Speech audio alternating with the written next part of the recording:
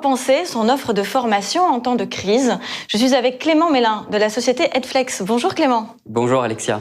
Alors, vous avez changé de nom en 2019, vous êtes devenu Edflex. Qu'est-ce que ça change aujourd'hui et que faites-vous plus concrètement ?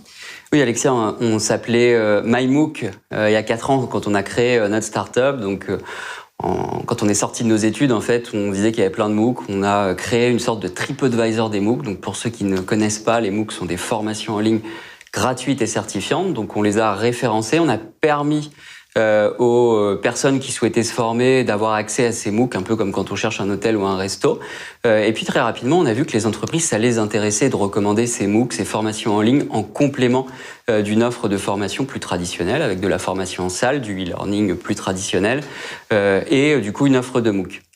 On a décidé de changer de nom il y a 1 an pour une raison assez simple et de s'appeler Edflex. C'est que les MOOC, c'est bien, mais les MOOC avec des vidéos, des podcasts, des articles, des webinaires, c'est encore mieux. Et aujourd'hui, on part du principe que sur le web, on trouve plein de ressources. Et parmi toutes ces ressources, les MOOC, mais aussi les vidéos, les podcasts et tout type de ressources, on peut se former par soi-même. On peut rendre la formation plus flexible, plus accessible, et c'est notre mission. Donc oui, depuis 1 an, on s'appelle Edflex, anciennement MyMOOC. Oui, alors justement, pour rappel, MOOC, c'est Massive Open Online Courses. Exactement. C'est ça. Voilà, donc effectivement, ça ouvre un peu toutes les portes et pas seulement à la vidéo, parce qu'on a tendance à s'imaginer que les MOOC sont des vidéos, mais comme vous le disiez, c'est aussi des articles, c'est des podcasts, et il y a énormément de façons d'apprendre. Aujourd'hui, donc Edflex pour plus de flexibilité dans l'apprentissage, on l'aura compris, et bravo pour le jeu de mots. Est-ce que MyMOOC existe toujours ? Bel et bien. Oui, en fait, pour résumer, on a Edflex qui est en quelque sorte le chapeau, c'est le nom de notre start-up, et il y a 2 offres. Il y a une offre qui s'appelle du coup Edflex et qui est un catalogue de ressources pour les entreprises, pour les responsables formation, pour les responsables des ressources humaines et surtout pour les salariés. Donc c'est un catalogue de ressources sur une centaine de thématiques avec différents formats, comme je le disais, des vidéos, des podcasts, mais aussi des formats plus longs, des formats certifiants. Donc ça, c'est un catalogue quand on est une entreprise qu'on achète et qu'on déploie dans son entreprise. Et puis on a MyMOOC. Donc MyMOOC, c'est pour le grand public, c'est pour toutes les personnes dans le monde, puisqu'on est dans différentes langues, en français, en anglais, en chinois, en portugais, plus récemment en espagnol aussi. On propose en fait à toutes les personnes qui cherchent des formations sur MyMOOC de trouver le MOOC qui leur correspond, c'est-à-dire la formation en ligne gratuite et certifiante. Donc voilà, 2 offres. Edflex pour les entreprises et puis MyMOOC dans lequel on continue beaucoup d'investir grâce à notamment tout ce qu'on fait pour les entreprises. D'accord, donc c'est très clair effectivement vos 2 offres. J'imagine que pendant la pandémie et pendant les 2 confinements qu'on a eu cette année, il y a eu beaucoup plus de demandes, de recherches sur les MOOC. Qu'est-ce que vous pouvez nous dire sur ce qui s'est passé en 2020 ? Ouais, on a eu énormément de demandes. Donc premièrement sur MyMOOC, on a 3 millions de visiteurs uniques, donc c'est des personnes qui se connectent au moins une fois. Wow. Par mois, on en a 3 millions.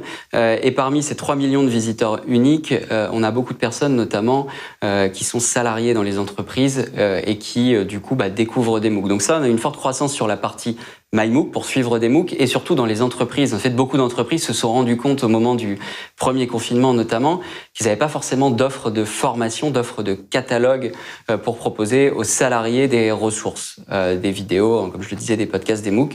Il n'y avait pas grand-chose dans certaines entreprises. On a eu une très forte croissance. Pour te donner un chiffre, on a aujourd'hui 100 entreprises clientes. Début janvier, on en avait 40, donc tu fais le calcul. On a eu une grosse croissance cette année, pareil au niveau des salariés. Aujourd'hui, on est une 40aine de salariés et on accompagne toujours plus d'utilisateurs, à la fois dans les entreprises, mais aussi d'utilisateurs avec MyMOOC qui recherchent de la formation pour changer de job ou tout simplement monter en compétences. Alors, est-ce que vous avez une petite idée ? Alors, si on peut le savoir, bien sûr. C'est quoi ?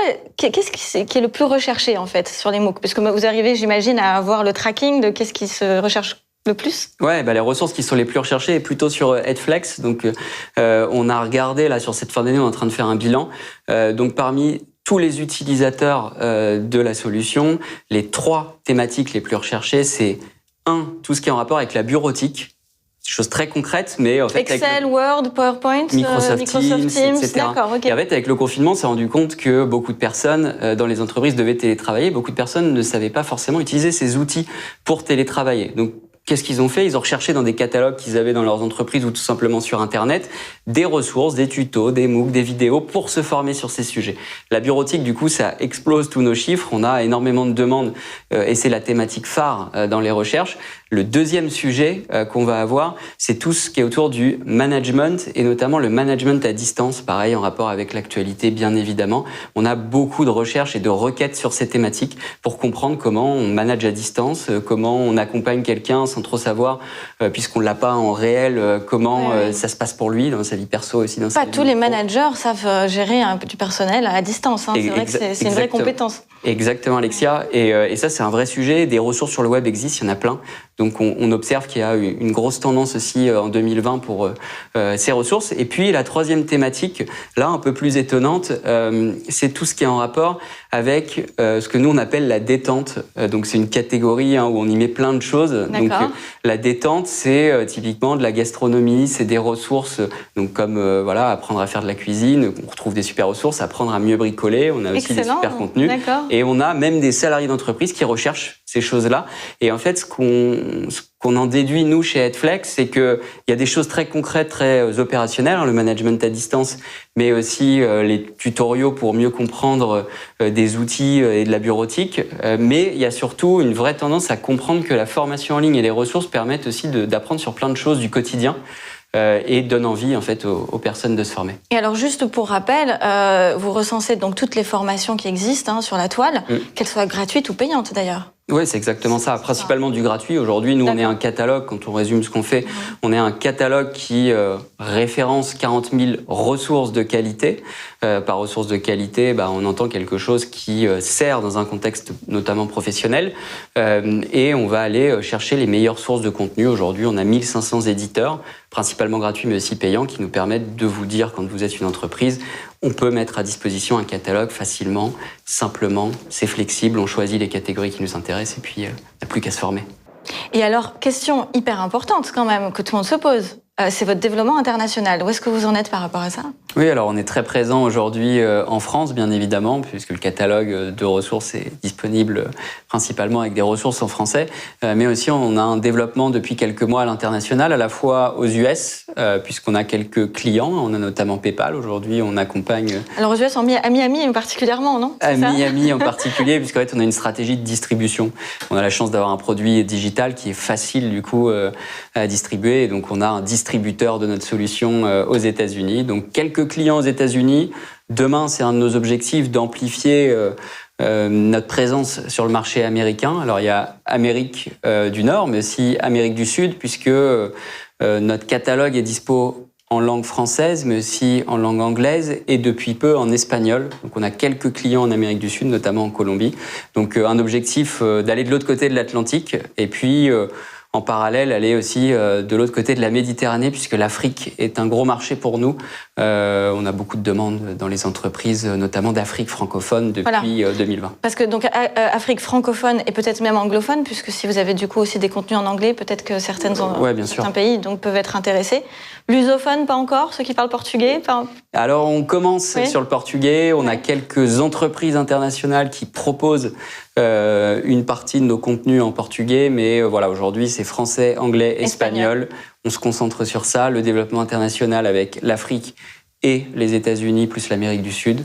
C'est déjà de belles ambitions et on verra dans quelques années pour continuer de s'étendre partout dans le monde. Super. Et alors, juste pour le mot de la fin, comment vous imaginez le monde de la formation digitale sur les prochaines années ? On l'imagine en plein essor. On l'a vu cette année encore plus que ces derniers mois ou ces dernières années. Il est en forte croissance, le digital learning.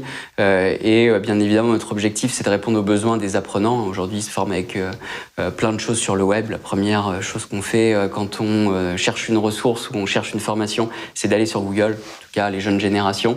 Donc, on pense qu'il y aura de plus en plus de digital. Mais pour autant, le présentiel... a son importance et je pense que l'alliance du digital et du présentiel, c'est aussi l'avenir. Donc ce mix qu'on appelle le blended learning est à mon avis quelque chose d'important pour les années à venir.